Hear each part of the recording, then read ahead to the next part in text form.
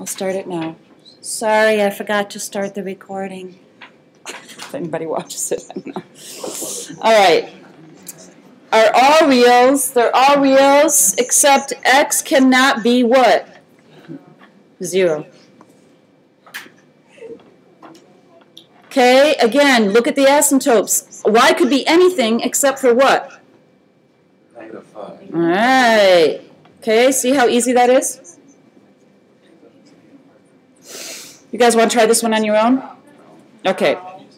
Okay, so let's look at what's happening. This is my horizontal shift, so where is my horizontal asymptote at? Y is equal to 2. It's the same as that number right there, because it shifted up 2. Yes. Here's my asymptote, right? Okay, the hyperbolas keep going and going and going and going and going, but they're never going to cross it in these graphs. Okay, so x will never be 0. All right, here, we had a shift here. What is my vertical asymptote? It shifted left and right. Which way did it go? Went to the right what? 1. Went to the right 1. So x is equal to 1.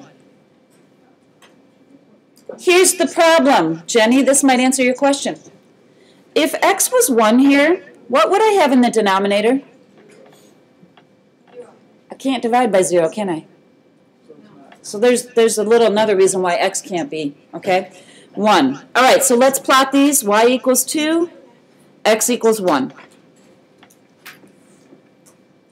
Draw your asymptotes in first.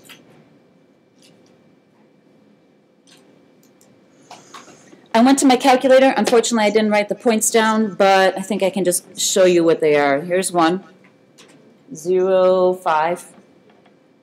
It looks like there's another one at -2, +3.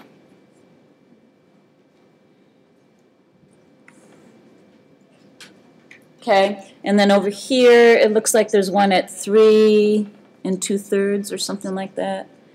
And over here, these are the 2 points I got, so something like that. Use parentheses when entering this on the calculator.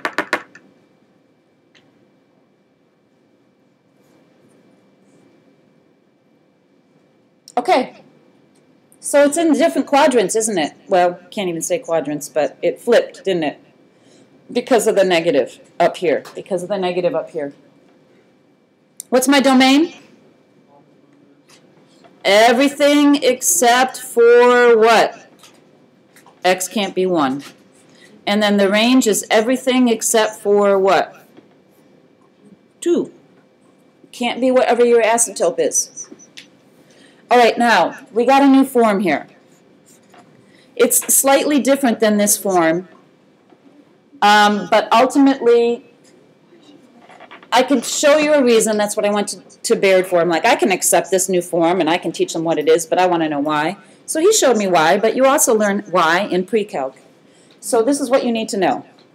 We have a little bit of a difference in figuring out what the horizontal asymptote is. A over C are just numbers, and those are going to be your horizontal asymptote now.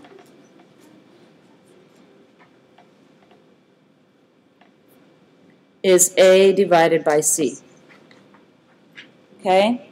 And then just D, not B over D, just D is your vertical asymptote.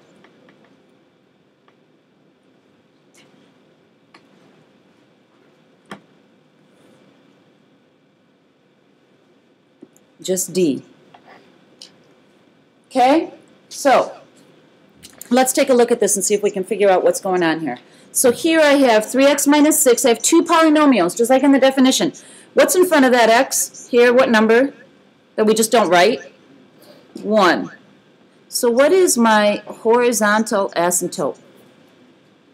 It's 3. Okay? A over C, 3 divided by 1. My horizontal asymptote is y equals 3. It shifted up 3.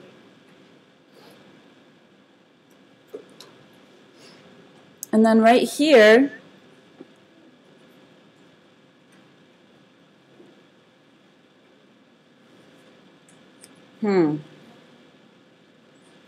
hold on. I'm saying it. So we can get some points off of here. Let's make a table real quick. X, Y. Get some negative points and get some positive points if you can. Some decent ones. Negative 6, 6 would be good. Negative 5, 7. Negative 4, 9. And then go down. Get some positive ones. 4, 1. And 6, 1.5. So plot those points, and then we'll move on. Negative 6, 1, 2, 3, 4, 5, 6, and up 6. It's about right here. Negative 5, 7. So it's kind of like that. 1, 2, 3, 4, and up 1. Over 6. 1, 2, 3, 4, 5, 6, and up 1.5. Sort of like that. It's kind of ugly, but that's okay. All right, domain, what can x be? Everything but what? Right, okay. Reals, but x can't be negative 2. And range is all reals, but y can't be what? 3, okay? Let's not plot this one, but let's just look and see what's happening. So first of all, what is my horizontal asymptote here? Negative 3 divided by negative 1 gives me what? Positive 3. So y is going to equal 3. It's shifting up 3. When I do a divided by c, that tells me which way it's going, up and down.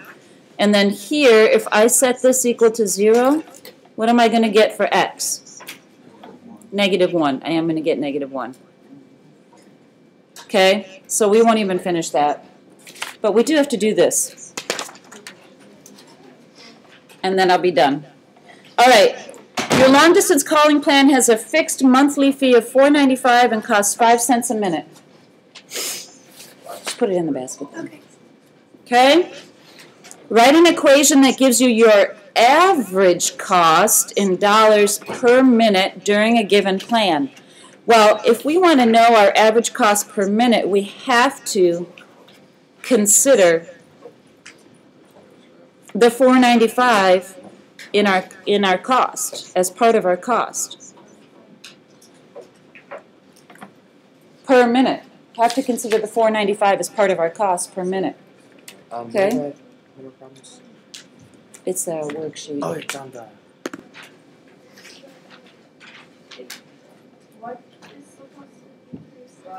So it says, what happens to the average cost per minute? It's getting smaller and smaller as it approaches 5 cents, because that's what our asymptote is, 5 cents, right? 5 cents. So it decreases and approaches 5 cents the more minutes that we have. Okay, so